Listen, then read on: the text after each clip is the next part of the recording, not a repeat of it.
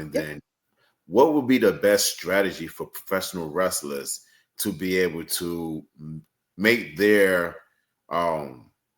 make themselves a business? You know, Jay-Z said, I'm not a businessman, I'm a businessman. Mm-hmm. How does that work for a professional wrestler who is an independent contractor for different companies around the US to turn around and say, you know what, I'm not just a businessman, I'm a business? Okay. That's a great question. So the first thing to do is to change your name to a LLC, or put your name in an LLC. So if your name is Renegade Man, then you're going to be Renegade Man LLC on paper. So people aren't paying Brian Renegade, they're paying Renegade Man LLC. Therefore, you're taxed differently. So you're able to write off your traveling as expenses. You're able to write off your management expenses. You're able to write off, if you need a uniform, you're able to write that off. Every single thing that has to do with your business. If you're getting a haircut for your business, you get to write that off. If you're having to go out and eat or holding meetings, you're getting to write that off. If you're having to buy tickets for family members, you're getting to write that off. There's so many different benefits that you have if you're an independent contractor and operating as an LLC than if you're just using your social security number. So take advantage of being Renegade Man LLC versus them just paying Brian. Right. That would be the first step. They can pay either one, just to be fair.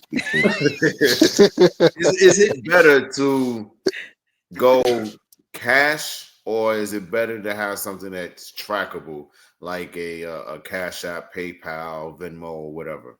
Trackable. Don't use Cash App. Don't use PayPal. Don't use what'd you say? Venmo. Don't use cash, because all of it needs to be trackable to whoever is going to do your taxes, right? So what I recommend is when you set up your LLC, set up a business bank account. Now, until you can get a business credit card, use your business debit card.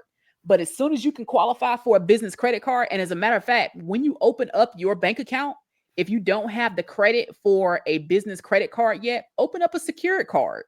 Put like $500 on that secured card and then use it responsibly. Like, use it so it's not going over 30% utilization, right? And then when you need a little more within the next 3 to 6 months, they'll unsecure that card for you, and then they'll up that limit. That way you'll be able to use that. You can take advantage of using rewards that way.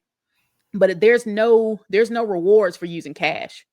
There's no rewards for using Venmo or Cash App or none of that. And none of that is trackable. Those aren't real banks.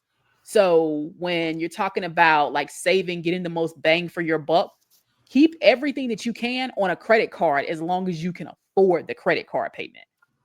So if it's an expense, like if wrestler needs new boots and you can't really afford them, don't put them on that credit card, right? If you know you're getting paid on Friday, okay, you got to have them. You got to hold in the boots. You got to do what you got to do so you can work. Fine. But there are 2 dates to be aware of when you have a credit card: your statement date and your bill date. You want to make sure your bill is as low as possible by the statement date, because that's the date that the credit bureau is going to report.